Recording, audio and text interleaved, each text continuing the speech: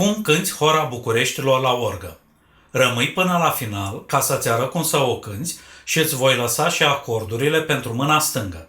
Salut! Sunt Sorin de la Proful de Orga. Predau orgă de peste 20 de ani și am lucrat cu sute de persoane de-a lungul timpului. Vreau să-ți arăt și ție cum să cânti corect această piesă, numită Hora Bucureștilor, în versiunea cântată de Marian Mexicanu. Hai să trecem la treabă!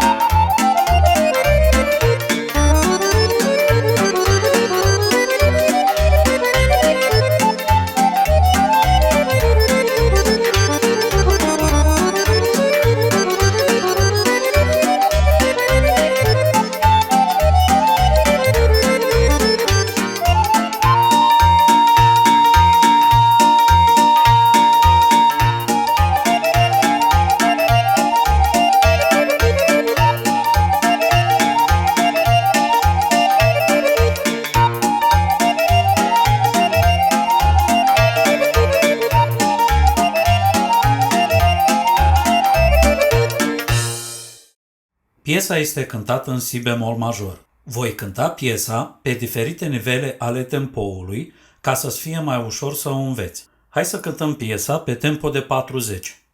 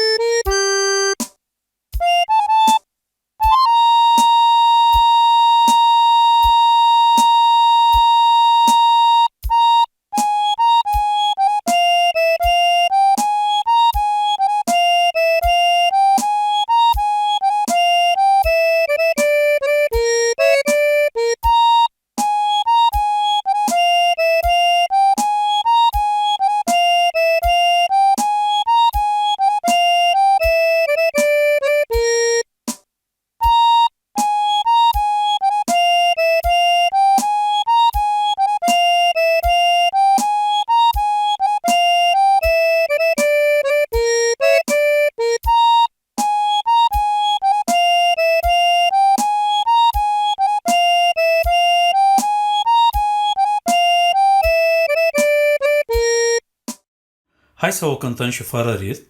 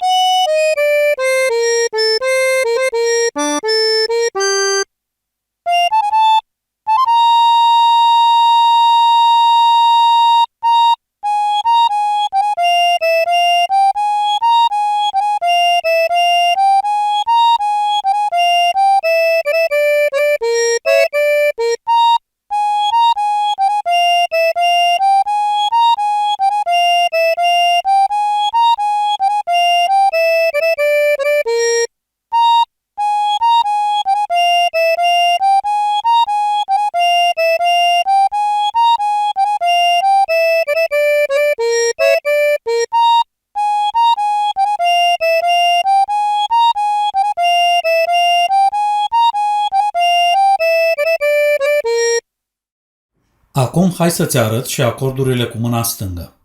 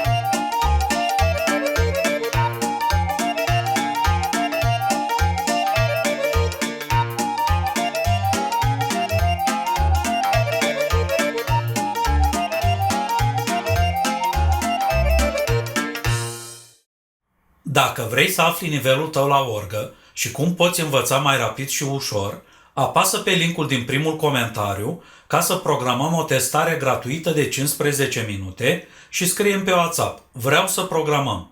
Îți promit că o să te ajute. Dacă ți-a plăcut acest video, nu uita să dai like și subscribe, iar apoi să apeși pe clopoțel pentru a primi notificare ori de câte ori încarc un video. Te salut!